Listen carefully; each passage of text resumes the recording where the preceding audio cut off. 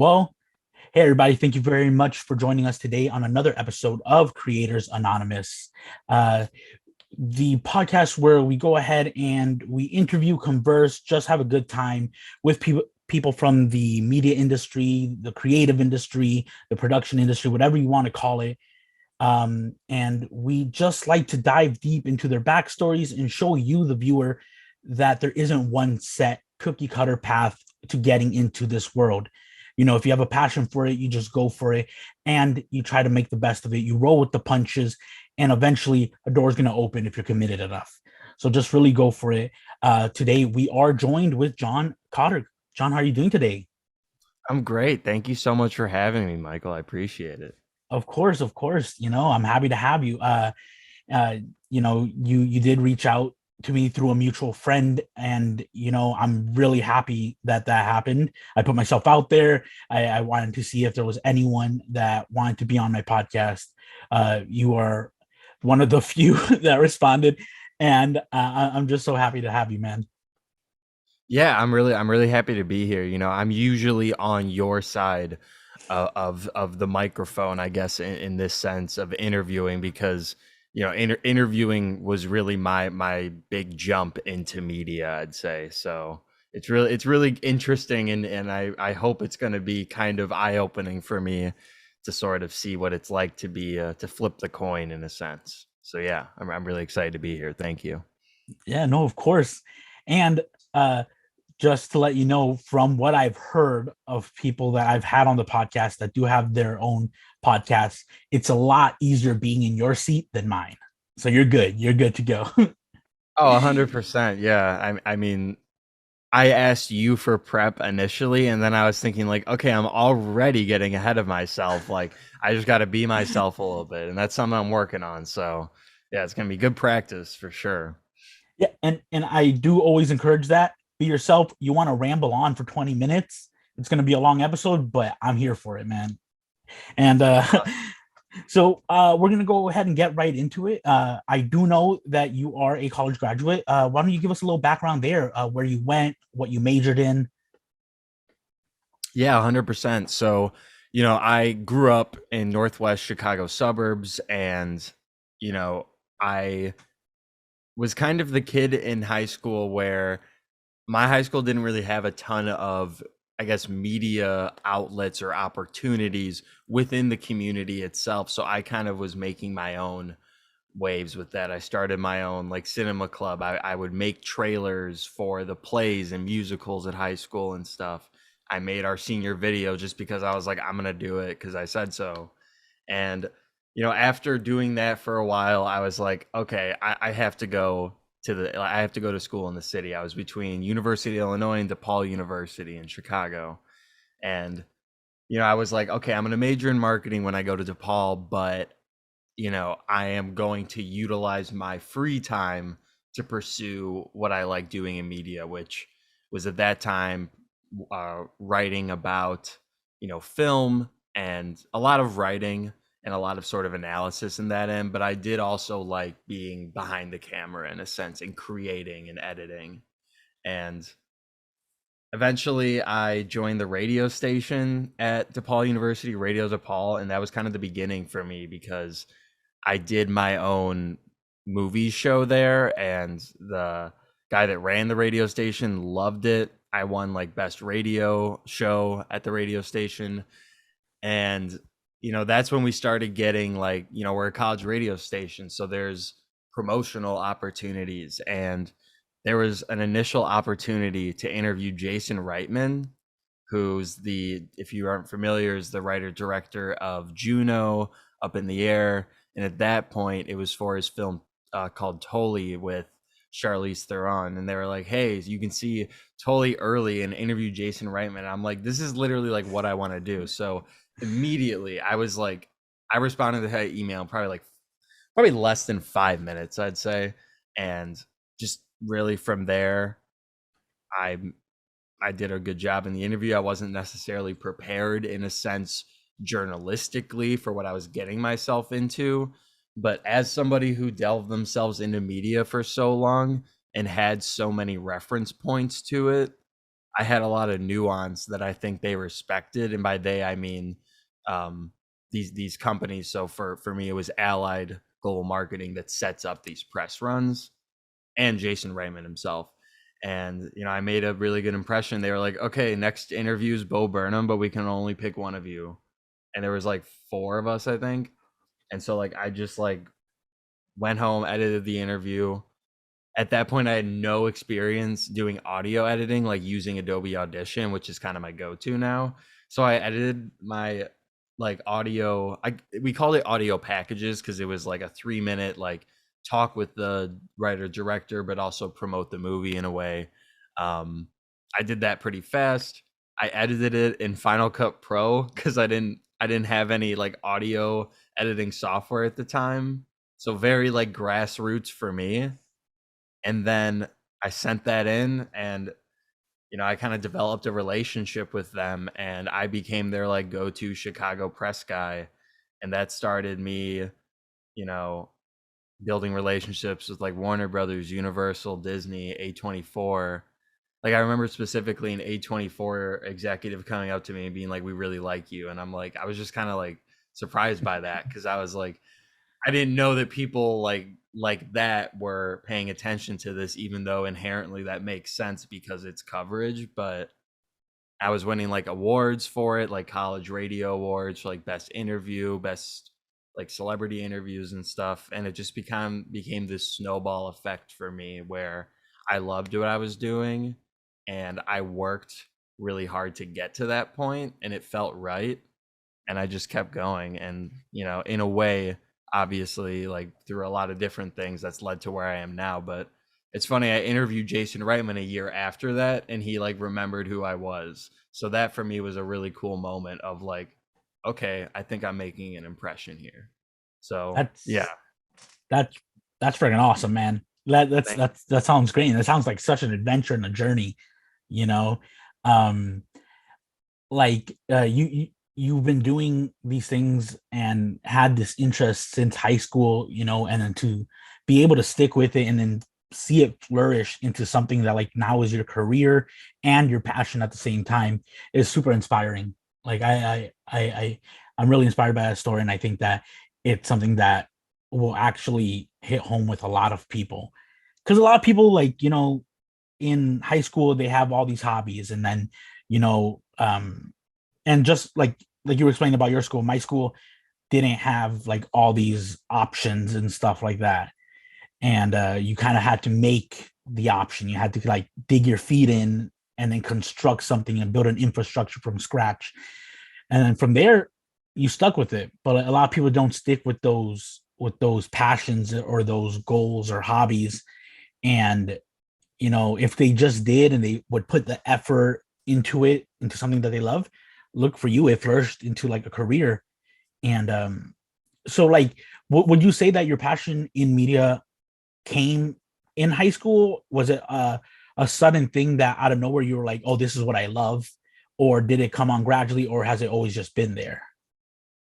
Yeah. So, yeah, first I want to say like something about like my passion for it is like I did have the opportunity to like go to college, and yes, I did work in college, but I think a great amount of that was like the privilege that I did have in that situation. So like that's a big amount of it too, is like I had a bed of comfort, and I think that is super important.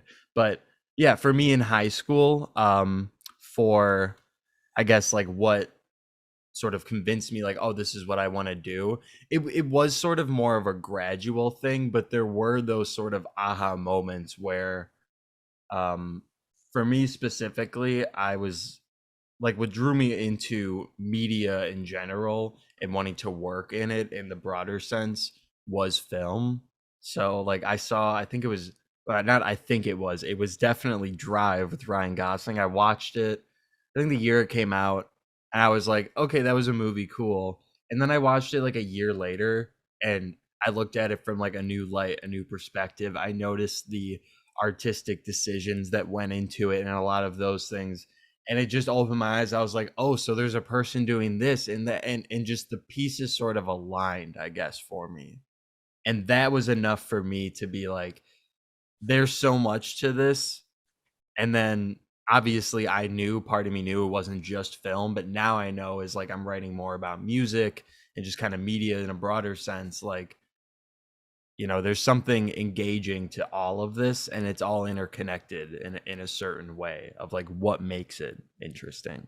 It really is, because once you start seeing, these things as an art form and as like these creative decisions, you start kind of applying it to everything. You start appreciating music because you understand the effort and the decisions that went into it, like film and photography, um and it's funny that you say that you saw Drive, you were like, yeah, it's a good movie, and then you saw Drive and then you're like, oh yeah, all these things kind of go into it.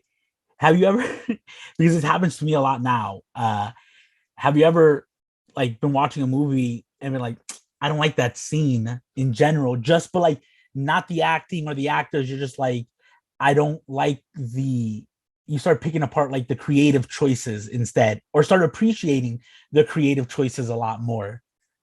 You ever find yourself doing that? 100%, and just like perpetually so too. Like increasingly over time, I find myself doing that more. But it's like half like trying to get inside the head of the creator, but I think that that is a sort of reaction to the scene that's put in front of us. And like, every audience member has a different reference point and a different way they're going to consume it and think about it. But and for me, a movie, I just for some reason think specifically is it was at Cannes. It's a French film called Titan that came out this year, and I wouldn't like outright recommend it to people, but like it is a sort of art house experimental film in a way. And especially those films, it's easy to be like, "Oh yeah, that's a weird way to go about that scene," but it's also great to like sort of have the director convince you along the way that like what they're doing is great and cool. And that's what I really like. Whereas I think for more like, I'd say blockbusters, when I look at a scene, I'm like, I don't like the artistic angle they took. It adds a layer of an artificial layer to it where I'm like, oh, so they made this decision for this reason because, and then it's a chain link to profitability. Whereas I think for more independent films or a film like Drive, it's like, okay, they made that decision because they wanted to make that decision or accentuate what this character does or thinks. And obviously the intentions are different for every director and how everybody consumes it as an audience member, but I do think that ability to like critically think about it, whether it takes you out of the experience or not, is just part of what makes the experience so rewarding for me. Yeah, no, it really does. I find myself doing it more and more. Um, and I look at it as kind of like, a blessing and a curse, where it's like I'm really enjoying these things, but at the same time, I can't help but start analyzing them. Oh, I wonder how they got this shot. Why did they choose to pan to the right instead of the left? And and so some parts, like sometimes I like to rewatch a movie because I'm like, okay, now after I thought about all that, I can put it aside and really focus on the actual experience of the movie. It's a blessing and a curse. Our minds work that way now. Yeah, and I really latch on to what you say about a blessing and a curse because, and especially like now obviously with like I was at a point where I was like doing press run stuff like maybe once a week, which that means like seeing a movie, writing about it, preparing, interviewing, writing in the interview piece while doing school and working like other jobs and stuff. And I was getting to a point where I was like, damn, I just want to watch a fucking movie. Sorry if I'm cussing. Go ahead, Um, go ahead. okay. I was like, I just want to watch something. My God. And I did, once obviously the pandemic hit, I was like, well, there's my wish. Now there's nothing. And, I did eventually trickle down into, and I don't want to say necessarily like exclusively camp, where it's like, oh, I'm watching older stuff for like half nostalgia, half like to pick it apart from like a more contemporary perspective, but just want to watch something and get taken into it. but not in the Marvel sense. And like just the oh, I'm just gonna throw on this movie from 15 years ago I've never seen because I like this actor and I want to see it. So like Idiocracy was an example of a movie I did that with. And Amazing yeah, movie. it was Amazing great. movie. It was great. And yeah, it was awesome. And like obviously I don't think that's the best example because it's like it's like obviously a satire. And seeing it now from like today's perspective, you're like, damn. I know a lot of people are like, oh, Simpsons predicted it and this and that. It's like, no, but this movie is like tonally, totally like on point It's not so of satirical anymore. right. And like Terry Crews, I think is that him playing the That was the president? president. That was the And like president. he was just in like an Amazon propaganda commercial the other day. I'm like, why is this like lining up way too well? Like increasingly it's getting scarier, but yeah, just like not reviewing stuff from or not looking at stuff like for me especially because it was like that critical lens and that taking notes lens too. Where it's like when I'm interviewing somebody or reviewing a movie, I'm taking notes and like I like in the theater especially like I'll open my notes later and like one page will be like two sentences because I'll just write so big and stuff like that. But yeah, just watching for different purposes. And now I find myself not watching as much just because I'm just kind of in other headspaces. But when I do, there's a purpose to it. And I find that purpose to be different with everything I watch now. I agree. I agree. And there's something like really nice about kind of going back and watching, like an older movie and stuff. You don't have the type of technology that like cinema has now, where they can just do everything so easily. It's like back then you had to get creative with it. And if you see like the behind the scenes in those movies, it's just like I would never guess that they did it this way because that would never pop into my head. But they have like teams of people who are just like pumping out creative ideas and ways to pull it off. It's really cool. I love going back and watching like older cinema. One of the ones I go back to is this old horror movie called Rosemary's Baby. I don't know if you've ever seen Rosemary's Baby. Yeah, perfect. It it's Actually, I want to reiterate. I haven't seen it. I am familiar with it though. okay. Even though I Okay. should see it because I'm a big horror fan. But continue. Yeah, it's one of those movies that like it builds an ambiance and a mood.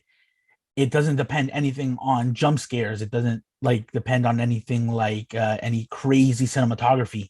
It's just based on creating a mood, and that mood just makes you so uncomfortable through the whole process that I find like this creative beauty in it, where you didn't need to try to freak me out by putting an animatronic behind like in a car seat and stuff and jumping up and scaring me.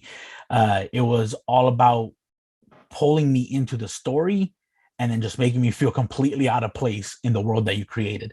And it's beautiful. It's awesome. You should really check it out. It's my fiance's like favorite horror film. You know, it stood the test of time. It really did. Yeah, who's the director again? Oh God. You Oh, remember because like I feel like I should know this. John, you put me on the place there. You Oh, put I'm me sorry. you put me on the spot. I feel like I should know it as well, and I can't remember. I can't. I'll do you a quick favor here. Oh, there you go, dude. It is it's Roman Polanski. Okay. Because I was That thinking I was like I should know this for some reason. But Yeah, that sounds about right. But there you yeah. go. See, and it's such an old movie, and it really stood the test of time, and like it's still, I think, regarded like in my book, one of the top horror movies out there. But I'll have to watch it because like I loved like The Shining too. Like that's in my top yes, probably top 5 horror films ever. Evil Dead. Evil Dead's obviously like different. That's way more like yeah, in kind of stuff. But yeah, definitely. I will move that up my letterbox list a lot. perfect. There you go. And then when you watch it, you gotta let me know what you think. I Because will. Yes. whenever I recommend a movie, I'm always super excited to know what the person thinks, you know. So yeah, there's some like weird gratification that comes with it once you enjoy a movie, and then you're like, hey, you should watch this. They watch it and they tell you how much they liked it. You're like, freaking nailed it, man. Like I made your time well spent. Exactly. Yeah. Um, So we're gonna go ahead and we're gonna take it back. You were talking about how um you started getting all this kind of like you started getting noticed by like these bigger companies, uh and how did that feel? Like, you know, was it kind of like a an oh crap moment? Like they really are watching me? Did it feel good to know that these bigger companies were taking notice because you were doing such like a pretty like such a good job in general? Yeah, I mean for me at the time, like I kind of said earlier, it was like snowball. Like I was very much under this like rise and grind mindset, like just keep going, don't sort of celebrate the wins, just like keep going, keep going. So in a sense, I was like, yeah, it's cool, and like overall I was like, this is awesome, but at a certain point it was like this is kind of my reality now, and like if I want to keep up, I don't want to get lost in it. So part of me has almost sort of never had that perspective of looking at it from a different angle because I'm so fully in like integrated into it. But the feeling of especially companies watching, or like these, I guess, like especially like Warner Brothers, A24, like these studios, production companies, and just that feeling of them watching you and like and recognizing your work. Like right now I'm wearing like my Tenet sweatshirt, like it's like that I got because I did the press for that movie and got to talk to like John David Washington. I was like out of college at that point, and they like reached out to me to like do it. So yeah, like having that reassurance from them is not only like such a resume booster for me. Obviously, it's like that's the one of the cooler parts, but yeah, there's I don't know, it's very hard to put into words still to this day. Um There's a bit of a like an unreal aspect to it, right? oh Like yeah. it's very surreal when someone takes noticing your work, and especially if like you've like you said, you put your head down and you just kept going and you kept working and you kept doing exactly what you were doing, and then you get taken notice. It's kind of hard in those situations to start putting your head up when you had your head down just focused for so long, I can Right. completely understand that. And but they took notice in your work, and if they were seeing anything that like I saw when I watched your podcast, well, I did watch your podcast. First episode, great job. It was Thank you. entertaining through and through. But you have this natural ability to talk with your guests and kind of relate and give like this insight or perspective that not everyone can really give. And I found your podcast really enjoyable. Everyone who's watching, if you have not seen John's podcast, go to Media Mayhem. We're gonna go ahead and link it, and we're gonna link it below so you guys can check it out. Media Mayhem 312, and check out his interview with Matt Vega. And if anyone doesn't know, again, Matt Vega is a 17-year-old music producer. I think most popular for GD Anthem at this point, and you'll get all that insight in the podcast with John. But like I was saying, like it was very insightful. There was a nice back and forth. You were able to relate with your guest, and it felt very natural. It felt like I was in the room, I was a fly on the wall, and just kind of part of the conversation. It being your first podcast episode, was there any nerves there? Yeah, so first of all, thank you so much. I really appreciate that, and touche on sort of the back and forth conversational aspect. I think that you pull that off very well as well. But um, actually, my start into podcasting, again, there's just been so much that's happened. I actually ran the Radio DePaul podcast for DePaul University for about 2 years, so that was my first experience into like doing podcasts. Like it felt like it was mine, but it was under the representation of Radio DePaul and DePaul, and I kind of had like my ideas for it and such. But this was my first time starting like my own thing, and I felt like I had to approach it with like not like I'm interviewing these people on like a press run or anything like that, because I still wanted to get like guests that I was like, there's something inherently cool about this person that's worth talking about and picking apart with them in person with video to make it interesting. And I think part of like what started that for me was like, yeah, I still do interviews and write articles about interviews I've done, and I'm gonna still continue to do that. But this is my own thing now. Like, I control like everything about it, and not in like a territorial aspect, but in more like a I like this is all me, and the way I'm approaching it is sort of the, I guess, product of all the interviews I've done to this point of like, okay, I have the experience. Now I want to talk to you, like Matt Vega, the 17-year-old producer, not in the same way that I'd talk to like John David Washington or Daniel Kaluuya, but sort of like with the same respect and research. Because I think a lot of these sort of newer creatives in the game won't get their big investigative, like really researched interview until much later down the line once they have a new milestone. And Yeah, no, honestly, no. I kind of forgot what you asked at first and I kind of went with it. So I hope I somewhat answered your question You throughout you that. answered it. I asked if you were nervous, but you brought us back to your college days and the Paul I was Radio. nervous. I was nervous. Yes, is Okay, my answer. So see, yeah. eh, because it was your own thing, and there was like you wanted to bring your best and the most, like like bring it to its full potential, because it's something that you're creating and it has your name on it and your brand, and you you want it to succeed. So I can understand the nervousness. I get nervous before every episode I do. Like, I haven't had an episode where I don't get nervous. But once the camera's on and you're talking to someone, and like they're friendly, you're just being friendly, and it just turns into a conversation. I realized one thing throughout my whole life is I'm good at conversations and I'm good at just talking with anyone. So the nerves kind of just melt away and they fade away. And that's something always that, like, I tell someone. It's like they're like, oh, I'm really nervous about being on camera, or I'm really nervous about writing this script, or filming this short film, or performing. And it's like, look, the nerves are gonna be there until you start. And then that's when your natural skill, that's everything you've trained for, everything you've studied for, all your experience kicks in, and it's just going to be the best time. You're just going to have an amazing time doing it.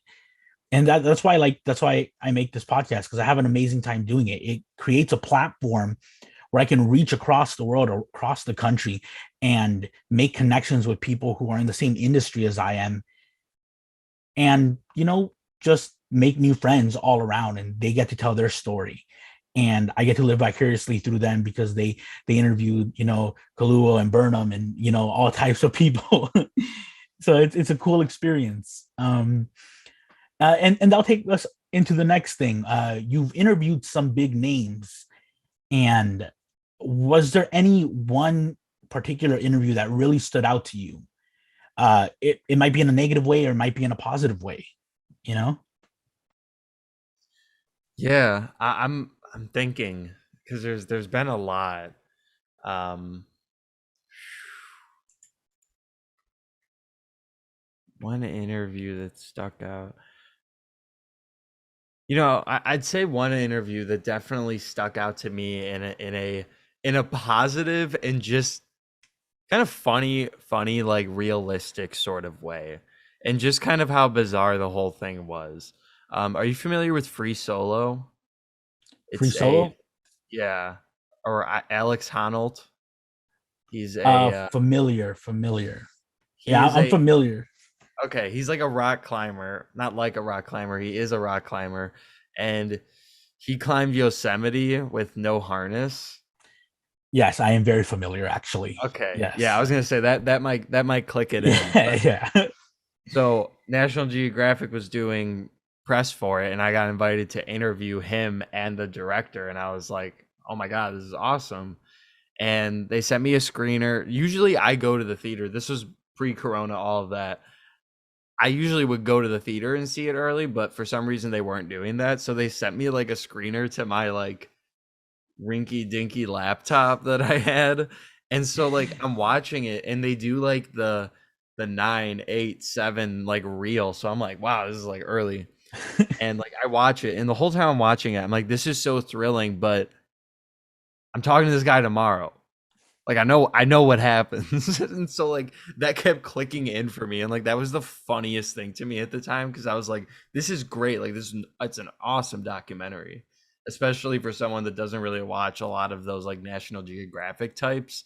It doesn't feel like that like at all. But I was like, okay, I loved it. And the interview, I I kind of I wasn't really sure how to approach it as like, okay, this is a documentary, but it also feels very cinematic. The story itself is straight out of a fiction novel of somebody wanting to do this. And so I don't remember exactly how I approached it. I think I went a bunch of different angles, but I go into the room to do the interview and it's Alex Honnold sitting there and he just has like different bowls of fruit around him because he's like a climber and like you could see that in the doc. And I thought that was like just very characteristic of him. And he was like such a nice, normal guy, like just kind of like talking his talk when I was asking questions, like because I wasn't really like going super, super deep per se, like into like what was going through your head at this very moment, just kind of more of the overall, because that's just kind of Mhm. the lens I was taking. And at one point he used the word bullshit and like a person from National Geographic was like, "Don't use that." And I thought that was the funniest thing in the world because I was like, "Yeah, I'm not going to." And also, like, this is for my college podcast where we can't cuss, but like, thanks for looking out for me, I guess. Yeah, I appreciate it. So that was funny to me. And then another cool, like, while I'm thinking about it, cool one. Usually when I did interviews, they they put the star up in like a hotel where it's like there's like a hotel room but it's like just for the interviews, so there's like a living room area. I was doing Knives Out with director Ryan Johnson. I was talking to Nice. him and when I was walking in the lobby I passed by Michael Shannon and he's just like looking at like glasses or like no, like watches and stuff.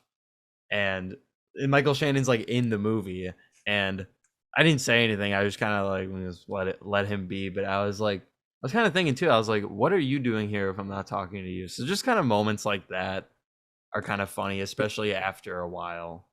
I find it funny because like you kind of like see the drape pulled back and just kind of like this guy's just looking at glasses. You know, Yeah, Alexander's just saying bullshit. He's got bowls of fruit. Like it's just these are regular people that they've come to this status because they're good at what they do and like they followed their dream and everything. With the whole rock climbing thing though, it kind of like blows my mind because I never thought of it before I saw like a lot of behind the scenes stuff with it where it's like I'm like, oh yeah, these are great shots. And then you start thinking it's like, oh yeah, there's a guy doing what he's doing but with a camera. Like and he's filming it along with him. Yeah, they have harnesses, thank God, but like, you know, it's yeah, still kind of crazy to think that like you have to have like this certain physical endurance and rock climbing expertise, but also expertise with the camera, get the proper shots and all that. It never really clicked for me until I watched like behind the scenes uh in all those situations.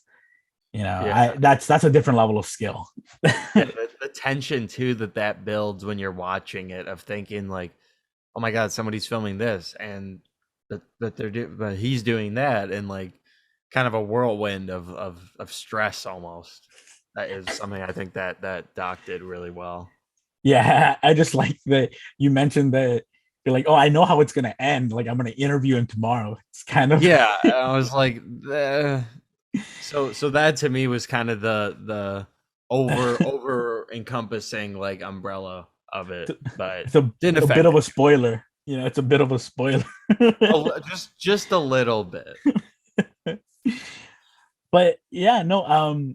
it's awesome that you've gotten to speak with, like, all these big names, and they've made such an impact on your career, and they've given you that experience in, media journalism and everything, that you were able to carry over to your own thing. Now you have your podcast, and you know what it is to create an audio package, and you know what it is to go ahead and be able to promote yourself properly. I see that you do like a lot of, like, a lot of TikTok and everything, and you transfer those shorts over to your YouTube channel, and it seems to be doing really well. And I found like a lot of them that I've watched really enjoyable, especially since they're on, very modern topics and everything, in the moment topics. But I also see that you are into photography, and you've gone to a lot of shows, Lollapalooza, and festivals, and done certain photography in some big names. And have you ever, like, one-on-one met some of these artists? And what are some of, like, the ones that kind of have left a bigger impact? Like, did you ever meet someone that was like, you were just a giant fan of, and was like, this is such a surreal experience? Yeah, actually, definitely. So like 2 years ago for Lala, or I did press, and that's kind of when I met more people. This year I got to do backstage coverage with the company, which was just awesome. So it's less like meeting celebrities and more just kind of like being around them, which is like kind of even cooler because I kind of know how to keep my cool in those situations. So that was cool. But yeah, so meeting them, I took pictures of. I'm a huge Denzel Curry fan, and if you don't know Denzel Curry, he's a rapper from Florida, and his show finished up, and I just at that point knew the cadence of how things were going at the festival. Of like, okay, when an artist sets over, you can probably expect them to be in either the press lounge or the artist lounge like 10 to 15 minutes after. So I go to the press lounge because that's all I had access to at that point. And I just kind of walk up to him and like, I like your show. Just now I'm a big fan. And I was like, can I get a picture? He's like, yeah, but only if all my homies get in it too. And yeah, that was it. That's So such that a was real fun. experience, though. That's such a Yeah. real homie experience. Like, yeah, if my Yeah. friends get in it. Yeah, he was super nice. And the other one was a rapper named JID on Dreamville, which is J. Cole's label. Another one that I didn't really like meet him as much as he was in the press lounge, and I was like, "Can I get a picture?" And he just like automatically posed for me. I love that. I personally love that just because it's a little bit less awkward because it's already like this. Hey, can I take this thing from you? A picture. Like that's just like I do kind of look at it in that light a little bit. But Oh yeah, yeah, so there was a lot of that was yeah. It of it yeah. seems like it can get awkward. It's like, and so I can only imagine that in a situation like that, then the automatically posing, it kind of relieves a little bit of that stress. Oh, like, you're super down. Oh, can I get a picture of you? But can't, like, but then right after asking that, you don't want to start instructing, oh, can you, like, look this way or do anything like this, and they Right. automatically just do it. Like, I feel like, that would relieve some stress. And Yeah, and it depends on the dynamic and this and that, and I was kinda just getting started at that point too, so that was also what made me nervous is, like, I am not at the game of the people I'm at around me, where now I'm getting there, like, I'm definitely, improving, so there was also that aspect of it too that made me nervous of, like, I don't wanna ask him to do this and then, fuck up the picture, like, that's worst nightmare type thing, so I I I'm in agreement with you. It's like sometimes you feel like you're like a little fish in a really big pond, and there's like all these people around you that they fully 100% know what they're doing. And me, I'm just there kind of winging it and hoping for the best, and I got the slight idea. And I can only imagine, it's like, if I'm there, I take a picture, I'm like, hey, thanks, man. I leave, I look at it, and I'm like, hey, can I take another picture? Like I wouldn't have the goal to do it. Like I wouldn't be able Oh to. no, unless you like knew them or Yeah, something. I don't know. exactly. I mean, could you? Yeah. Would I? No. But also the sort of assumption that everyone around you knows what they're doing 100% is kind of false. Also, is just something that I've learned over time is like everybody's bullshitting it to a certain extent, and they're always gonna play off like they're not. But that's just part of the game in a certain respect of like, yeah, you're not going to say no to something because you don't feel like you're prepared enough. I mean, obviously there's situations where that might apply, but like, yeah, just go for it. Try it out. It's like just practice, prepare, especially with photography, like learn your shit. That's just what I had to do and that's what I did. So, That that's what I did too with photography. I Every picture you take is just going to get you that much better, and if you just never take pictures because you're not good enough in your head, then you're never going to get better. I watched a million videos on YouTube about photography and photography tricks and settings and everything like that, and then I still went out and took garbage pictures. And from there is where I started learning. And now I can say that I'm like at a comfortable spot right now. Is there more for me to learn? Hell yeah, there's always more. But you only get better by doing and practicing your craft, And I like how you said that, you kind of have to like fake it a little until you just get better at it and you kind of make it. I have a teacher that I had when I was going to school at Miami Media School, um, and he's been in radio for probably 20 years at this point. And he was talking about how he got this job at this big radio station, and they were like, "Do you know how to use Adobe Audition? Because that's what we use for all of our packages." And he was like, "Yes." Doesn't know a lick of Adobe Audition. He's like, yes, I do. They hired him. And for the next 2 weeks, he faked it while learning Adobe Audition. And now he's proficient in Adobe Audition. And he just had to fake it because he's like, this is the biggest opportunity I've ever had. And I'm not going to just let it like go. I got to take it. If I don't, if nothing comes of it, then, what, where are you going to end up? The exact same place you would have ended up if they, turned you down in the first place. right. And Yeah. he just faked it until he made it. And, he was at that company for a long time. So you, That's a you do, perfect, yeah. That's the way to do it. yeah, it really is. I don't condone lying, guys, just saying that. Yeah. But sometimes you Unless it's just, to get a good job, then like unless it's to get a good job, when everyone's there's got bills. money, yeah, when there's money involved, I feel like my opinion doesn't matter because like the money is more important than my opinion. I agree. Look, I ain't paying your bills. So if you got to lie a little to get Yeah, that job, hey, you pay your bills, man. But yeah, 100%. no, it's I love that like everyone that I've kind of interviewed has like the same mentality. It's like sometimes you have to go that alternative route to get to your goal.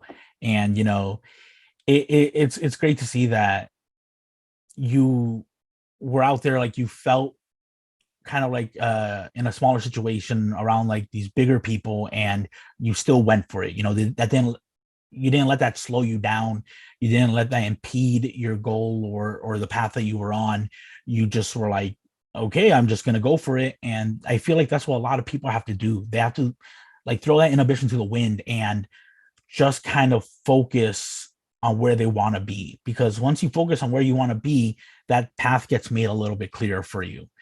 And so like you've done the whole photography thing, you've met or just kind of like you said, been around uh these bigger people. Has there been anyone that like has kind of like starstruck you where you might fanboy a little, or you've been around and you might have lost your words for a couple seconds? Have you encountered that yet? I mean, yeah, I want to take like Lollapalooza this year as an example. Like not as much like conversing with, but Like I saw like Playboy Cardi backstage, and like he's one of my favorite artists, and like that was just kind of very surreal for me. Um, and just kind of a lot of those like just like celebrities like brushing shoulders kind of thing, where it's like, oh, it's just like very cool. Like I think it was like Machine Gun Kelly sprinted right past me, and I was like, I'm not a big fan. And then Freddie Gibbs walked right by me, and I was like, oh my god, Freddie Gibbs. I didn't say that, but I was like, I'm not gonna fanboy over MGK, and then Freddie Gibbs walks by. I'm like, oh my god. A complete shift, right? Yeah, yeah, exactly. So yeah, just kind of more things like that. But I think it's more like on the early stages I would feel starstruck more, especially because like I would watch someone on screen for 2 hours and then like actually go talk to the real person behind that character. And that to me was just like the coolest kind of like interview to conduct because it's relatively fresh and ultimately very personal because like at the time I was in college and didn't really have any like editor to adhere to per se. I was just kind of doing my own thing even then when I was doing those interviews. So No, yeah, just yeah. just very starstruck like overall in the beginning. And then Freddie Gibbs. it, Yeah. it I understand where you're coming from and everything because it's funny because I get starstruck for the strangest people. Like, I could meet, an A-list celebrity, and I don't think it would make the same type of impact on me. Um, but like if I met someone like, uh, and well, he might be a bit A-list, but like if I met someone like Steve-O, which he's not like this, he's not like a Brad Pitt or an Angelina Jolie or anything, but like Steve-O, like I grew up on Jackass, and I grew up on watching all these crazy stunts and learning his backstory, and it was this situation for me where like when I was young, and I think like a lot of people go through this, but when you're young, you're like, man, I want to be on something like Jackass. I want to get hurt for money, and he's actually like on the top of my list of people that like if I got to meet a celebrity, I would want to go ahead and meet Steve-O, or I was a little, starstruck when I met Paul Brisky, when I interviewed Paul Brisky. He's my first interview, and he's actually Steve-O's, editor for like YouTube, and he was the editor for the Dudesons vlog. And I'm not sure if you're familiar with the Dudesons. They're kind of like yeah, they're kind of like a Jackass over there in the UK. Not the UK, sorry, but yeah, over there in Europe, they're more well known. And he was their editor on their vlog and stuff, on their YouTube vlogs, and he has his own band. And when I first met him, one of the first things I told him is like, it's kind of crazy to say this to someone, it's a little weird, but I've been a big fan of yours for a long time. And so like I I get a little more starstruck at those people behind the scenes or doing crazy things because I think I can relate a little more to them. And Seth Rogen. If I was around Seth Rogen or Jack Black, those are like two particularly like big people. But Seth Rogen only if he laughs. Like if he doesn't laugh, then I don't want any part in it. I like his laugh. And Jack Black if he sings. If he sings to me, it's over. But It's done. yeah, it's done, dude. But I want to say he was at Lollapalooza either this year or the previous one. Jack Uh, Black? yeah, with was it Rogers? Part of Kyle. Tenacious D. Yeah, Kyle. Yeah. I forget his last name, but Yeah, I forget his last name as well. yeah. I But apologize, Kyle, if you ever watch this. My bad. But that's crazy. I didn't know. I'm a big fan of Tenacious D in general. mhm. Uh, I think that also kind of shaped my style of music in high school when like the movie Tenacious D came out. I was in high school and I watched it, and it solidified that like Jack Black was like one of my favorite actors. Like that, Nacho Libre, School of Rock, those movies kind of shaped my humor in general. Uh, School of Rock made me want to learn guitar, and I never learned guitar. So like, I was right there. I was almost gonna learn it, but Yeah, I love School of Rock. That's one of my favorites for sure. yeah, man. There's something about it that really like hits home for me. I love music in general. I'm just so bad at instruments, like I've never had the natural dexterity to play the instruments, and it unless you like count like saxophone in middle school for like a year, and that was about it. But um, so John, you've interviewed these big names. You've gone ahead and you've had these, like this media job. You've done photography. You've hit up big shows and stuff. It's like, where do you see yourself going? Like, where do you see yourself kind of pushing into next?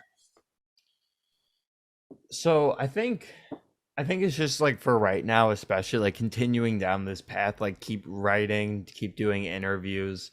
But I think in the broader sense, like with Media Mayhem especially, it's just kind of like keep going with this, developing this as like a brand, but also like just continuing what I do outside of this, getting better and better. And right now I'm definitely mainly focused on like Media Mayhem because I'm pretty confident in it as like a brand, but also just as something that not only I enjoy now, but I can eventually like make money with, which would just be like a dream, I guess. It's just like I'm not like an entrepreneurial, like that's not how I look at my or an entrepreneur, that's not how I look at myself, but I'm finding it to be very rewarding to sort of like do your own thing in that aspect. But yeah, I kind of hope to be like I don't really have any like wider hopes and aspirations other than like getting back more into like creative sides of like music videos and doing that kind of stuff. I'm doing a lot more video editing now, working with a lot of like companies and a few not artists I want to say, but sort of like brands that artists work with. So yeah, Yeah, I'm no, just kind of like looking to just keep going. And right now it's just like, if you asked me a year ago, I'd say like, oh, to have my own thing going on. But it's like I don't really have any like huge visions other than to just like be successful with what I'm doing with this. no, yeah, and you have your thing. You have your brand, and you're really branding yourself and pushing it forward. So continuing on that path and just growing what you have, that's completely viable, and that's admirable as well.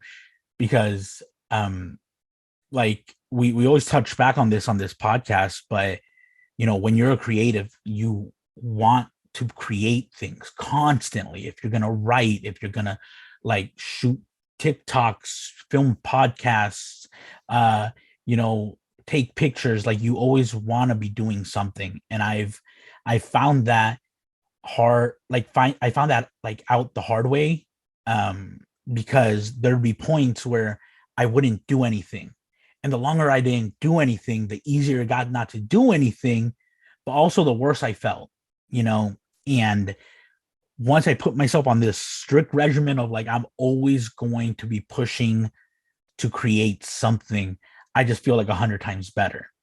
My time, I don't have as much time as I used to, but I always have my fingers into something. I'm always trying to get a picture, if for my Instagram or just for my private like pictures. I'm always trying to reach out and network myself, but network in a way where like I create friendships, and then I can use the podcast to bring them on and really share their story. I have things that I'm writing like for short films or for skits or things like that. But it's crazy that we all have this mentality where it's like we want to create things and we want to create entertaining things. And you mentioned that, like, you're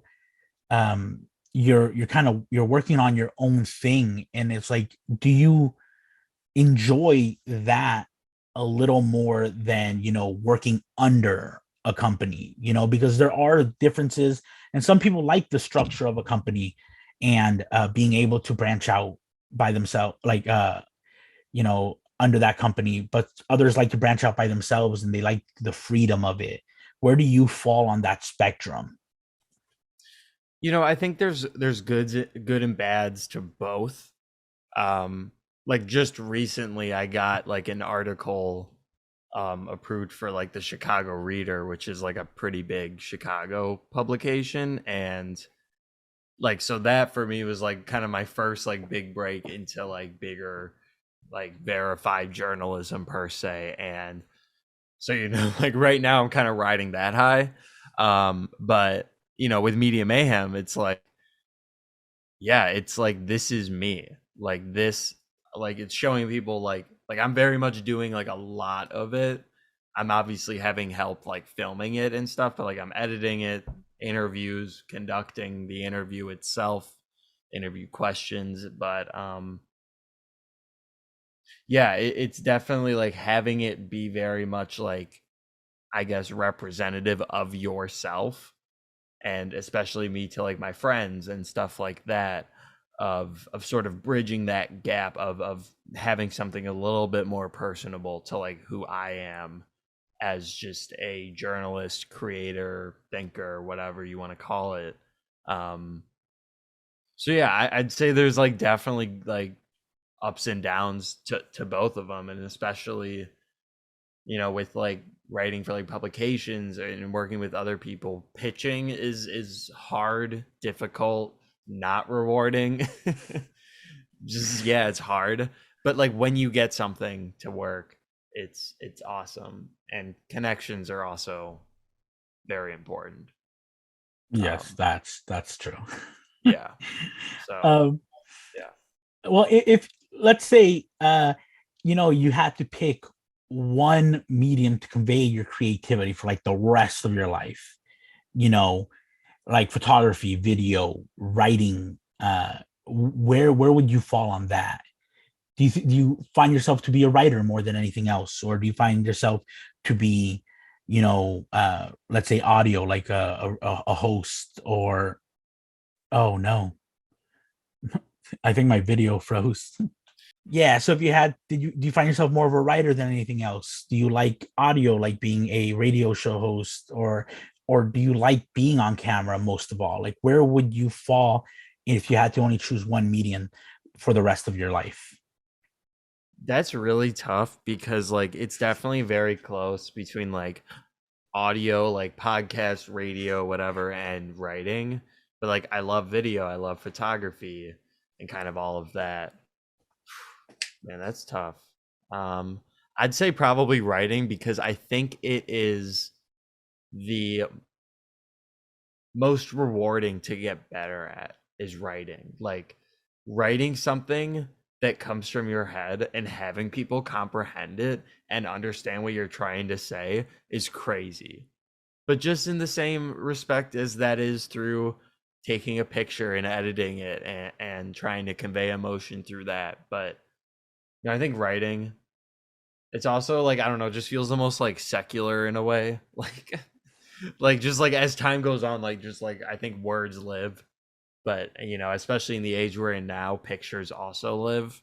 So like, I want to No, kind of develop a purposeful archive of them, like actually like direct it myself with like pictures of yeah, artists or whatever, but like obviously not that bland. Like I want to do something like that where like it combines all of my like writing, photography, audio, but like maybe not as much the audio aspect. But yeah, like I think there's always a way to shine off the stuff you want to do, and especially in those different media modes with like writing, audio, visuals. I think there's possibilities everywhere, but I'm gonna have to go with writing still. yeah, no, no, no. I completely. I think words, they really do stand the test of time. Uh, yeah, don't worry about my camera. I'm just having like technical issues or difficulties over here for some No, you're all reason. good. Oh, there you go again. Um, but yeah, and well, you're doing such a great job at creating your brand, and I enjoyed your podcast, and you do go ahead and write. You said, is there anywhere that you write in particular, or is it just for a certain publication, or where can people find your writing?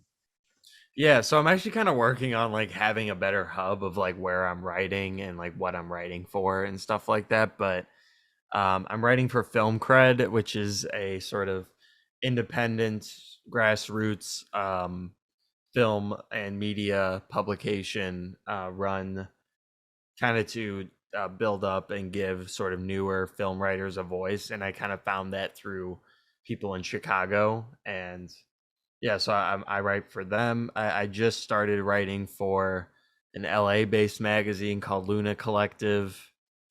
And then I have that Chicago Reader piece coming out. So I'm working on like I have my own portfolio and stuff as well, but just kind of spicing it up a little bit with better links and things like that.